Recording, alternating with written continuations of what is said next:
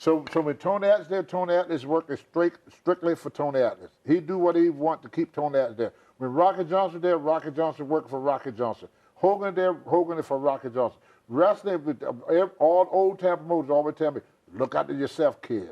Look after yourself, kid. That's what makes these guys the way they are.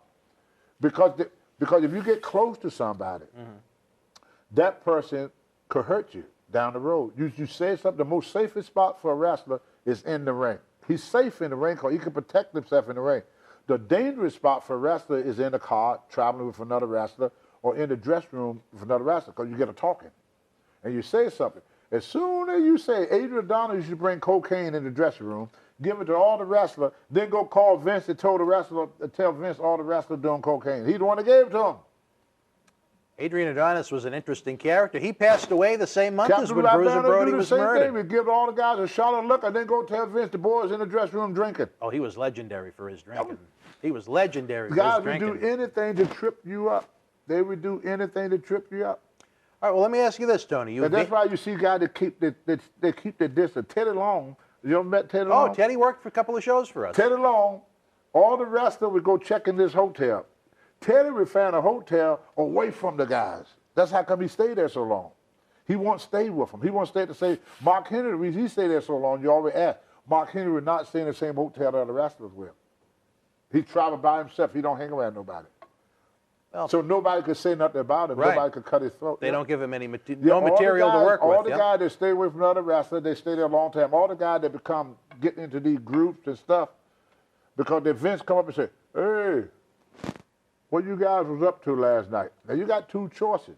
You could lie to Vince, or you could tell him the truth. If you lie to him, and the other guy tell the truth, you fired.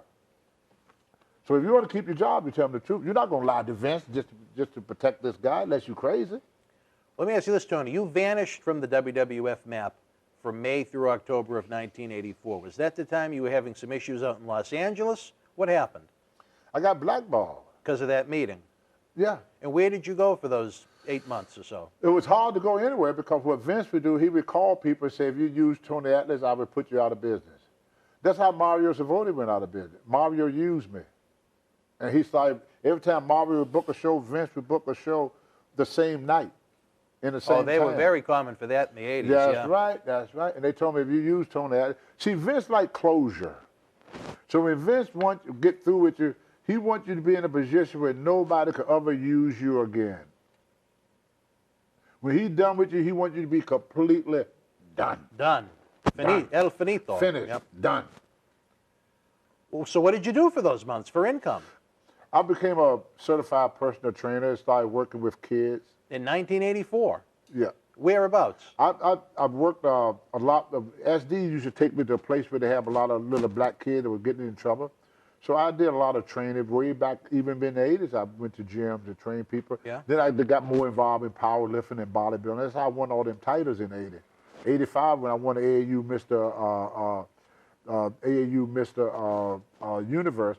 And then I did some bodyguard work with Charlie Angel. Did you? I bodyguarded Tony Awards. I was Liza Minnelli, Cheetah Rivera bodyguard for a while. Wow. Yeah, I did bodyguard work. What I could do for work at that. But I used to do a lot of these school speeches and stuff. They used to pay us good. I worked a lot with Dan Lewin, the bodybuilder. He had a place out in Rhode Island. Yep. So what led? And then finally, some promoters said we use him, but every promoter that used me, Vince got rid of him. Wow. Well, what led to you come back in October of '84? Well, Vince said, "Let's bury the hatchet." Okay. See, he would let me go somewhere, but as soon as he see me started doing good there, he pulled me back in. Like the way he told Vern, how he got me away from Vern Gagne. He said, "We got a trip to Africa, and everybody wants you there, Tony." And I said, well, I'm working for Vern now. I said, you got to talk to Vern about it. So he said, well, you talk to Vern. He said, because you be back. So I went to Vern. I told Vern about the trip and everything. And Vern said, you can go here. Vern said, you coming back now, ain't you? I said, yeah. I said, I'm just going for this. It's only going to be a week, and I'll be right back. Vern said, okay. So when I get my ticket, it's a one-way ticket to Toronto, Canada. So I figured the return ticket is, they give me all my information at TV in Toronto. Right. So when I got there, Vince said, well, I figured that once you accept this Africa trip, you also accept to come back to work with us. Really? So I said, well, that ain't what I talked to Vern. He said, don't worry about Vern. He said, I already had talked to Vern. He said, it's okay with Vern. Vern's like, it'd be good if you stay here for a while and then you go back there. So I didn't see Vern no more until 2006 in the Hall of Fame. Wow. And Vern said, nobody ever talked to him about nothing. Really? So he got me to walk out on Vern Gagne. And Vern Gagne just put the belt on me and Jumping Jim Bronzell. We just beat the World Warrior for the belt. So you were a tag team champion when that happened? With Jumping Jim Bronzell. Oh, wow. I took Greg Gagne's place. Cutthroat. Cutthroat.